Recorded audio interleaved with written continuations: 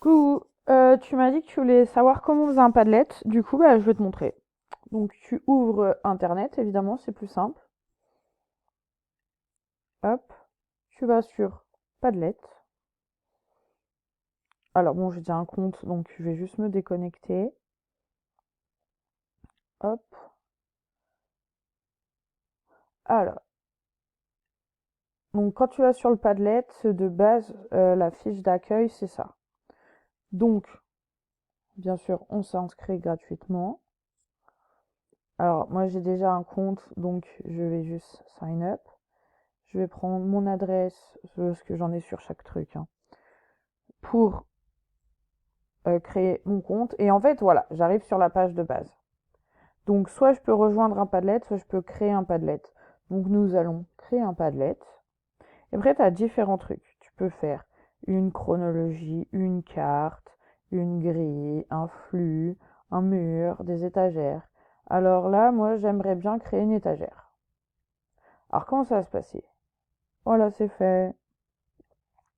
Donc, un titre. Je vais appeler ça couteau suisse numérique. Tout ce dont vous avez besoin pour commencer avec le numérique en classe. Comment je vais l'appeler? Est-ce que je peux même trouver moi-même mon nom de domaine. Donc ce sera padlet.com hier. Et comment je vais l'appeler? Je vais l'appeler euh, numérique en... Il n'y a pas d'accent. Numérique en classe. Je vais mettre des majuscules parce qu'autrement ça me stresse. Hop, numérique en classe. Donc après je peux choisir ma couleur de fond d'écran. Je peux même choisir différentes choses, hein. Des images. Ça peut être très drôle d'utiliser des services comme ça. Quelque chose de clair. Bref, on s'en fout.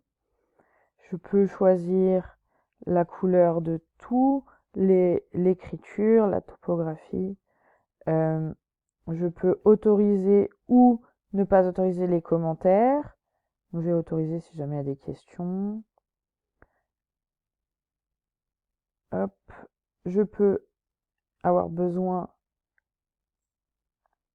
d'approuver. Je filtre les insultes parce qu'on sait jamais.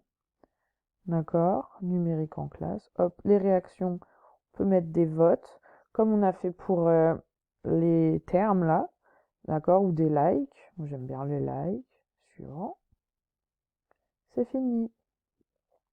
Donc, section 1, je vais marquer podcast explication. Suivant. Ici, je vais mettre gestion de classe. OK.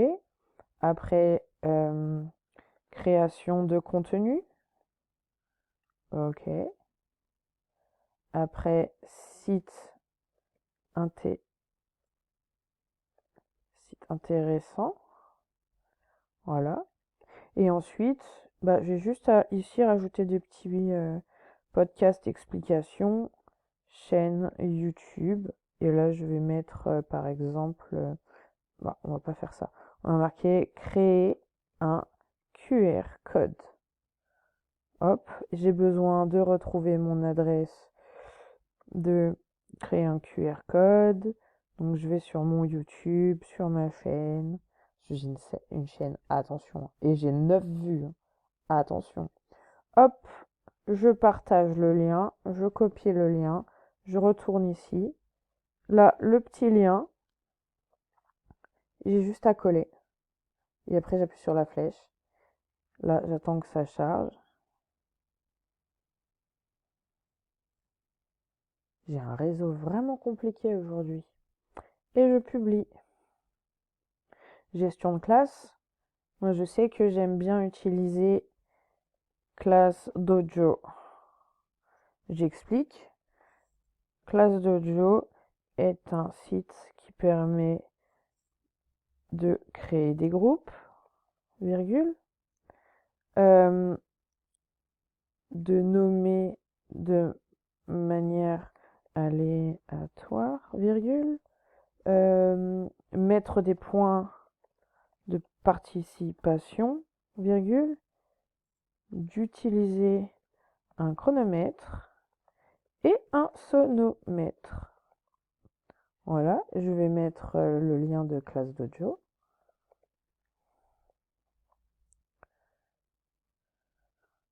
Ah, ça c'est mes TG3, Class Dojo. Hop. Et je mets le lien et je colle. Et voilà. Et je publie. Et puis voilà, c'est tout. Et en fait, si je quitte, que là, je quittais mon lien de Padlet, hein, et là je retourne dessus, et en fait il est créé, et il y a tout dedans. C'est magique, n'est-ce pas? Voilà, j'espère que ça t'a aidé. Ça me fait penser, déjà j'ai oublié de le lire, après tu peux le coder aussi, c'est-à-dire que, non pas là, donc là tu peux le partager, tu peux changer les paramètres, c'est-à-dire que soit là j'empêche les gens de publier dessus, ils peuvent simplement lire, et je peux le garder privé, donc seulement les gens qui ont le lien y ont accès. Je peux le mettre avec un mot de passe, c'est-à-dire par exemple avec des élèves, ça peut être sympa, seulement les élèves qui ont peuvent, comme ça par classe par exemple, tu peux en avoir plusieurs, après bah, public, etc. Voilà. Pour le partager, on peut le faire donc sous forme de lien, sous forme de QR code, comme on a fait en classe.